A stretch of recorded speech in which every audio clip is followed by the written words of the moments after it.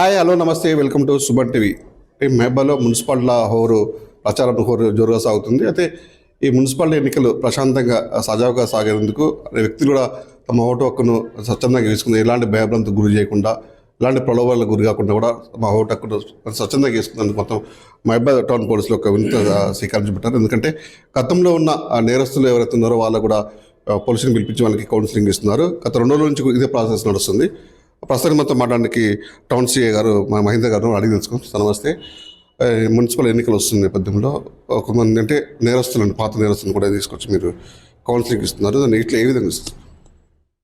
గతంలో నేరాలు చేసిన వారు వివిధ నేరాలలో ఇన్వాల్వ్ అయిన వారిపైన రౌడీ షీటర్స్, మరి అదేవిధంగా కొంతమంది రకరకాల దొంగతనాలు చేసిన వాళ్ళు, మరి అదేవిధంగా గాంజా సప్లై చేసిన వాళ్ళు, వారిపైన రౌడీ షీటర్స్ మరియు సస్పెక్ట్ షీట్స్ ఓపెన్ చేయడం జరిగింది.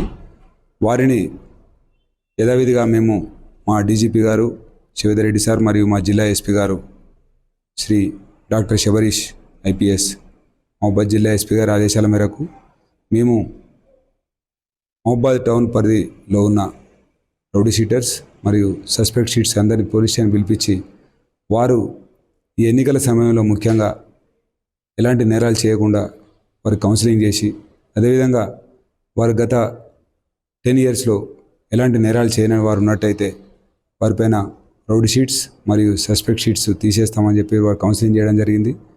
అదేవిధంగా ఇన్ కేసు వాళ్ళ నేర ప్రవృత్తిని కొనసాగించి వారు కనుక ఈ ఎలక్షన్ సమయంలో కానీ తర్వాత కానీ నేరాలు చేసినట్టయితే వారిపై కఠినమైన చట్టపరమైన చర్యలు తీసుకొని వారిని కోర్టుకు పంపిస్తామని తెలియజేయడం జరిగింది.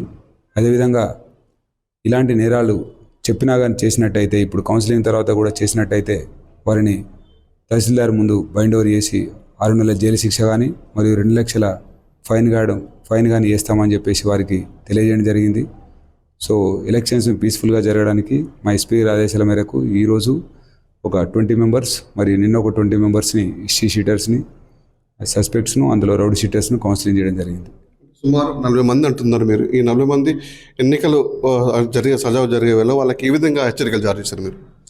వారు ఇప్పుడు వారి కాలనీలలో, వారు ఉండే ప్లేస్లో, అదేవిధంగా మహబూబాద్ టౌన్ పిఎస్ పరిధిలో వారి ప్రచారం జరుగుతున్న సమయంలో ఒక పర్టికులర్ పార్టీ తరపున వారి యొక్క నేర చరిత్రను ఆధారం చేసుకొని వారి మీద ఒక రౌడీ షీటర్ ఉండొచ్చు, లేకపోతే సస్పెక్ట్ షీట్ ఉండొచ్చు, వాళ్ళ రౌడీజం ఉపయోగించి కానీ వాళ్ళ నేర చరిత్ర ఉందని చెప్పి ఇతర ఓటర్స్ను ప్రభావితం చేసే విధంగా ప్రవర్తించి వారిని బెదిరించి కానీ ప్రలోభపెట్టి కానీ ఓటు వేయమని చెప్పి అడిగినట్టయితే వారిపైన model code of conduct, election నియమావళి ప్రకారం మరియు అదేవిధంగా మన బిఎన్ఎస్, పాత ఐపీఎస్ ప్రకారం, అదేవిధంగా మున్సిపల్ యాక్ట్ 2019 ప్రకారం కేసులు చేస్తామని చెప్పి హెచ్చరించడం జరిగింది.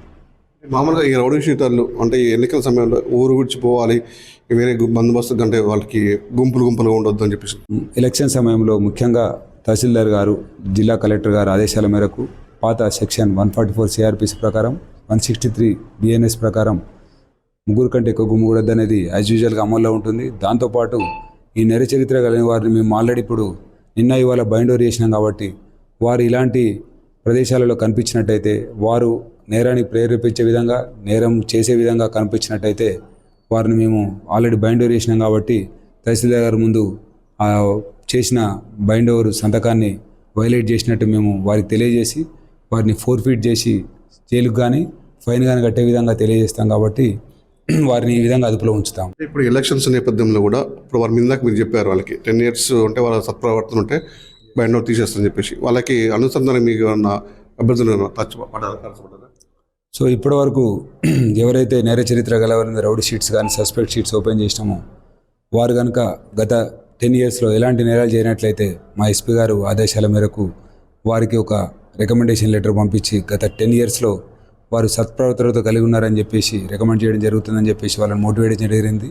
అలా మోటివేట్ చేసి వాళ్ళ నేరాలు చేయకుండా వారిని ప్రేరేపించి, అదేవిధంగా నేరాలు చేసినట్టయితే elections model code of conduct ప్రకారం, బిఎన్ఎస్ ప్రకారం, మున్సిపల్ యాక్ట్ 2019 ప్రకారం కేసులు చేస్తామని చెప్పి హెచ్చరించడం జరిగింది.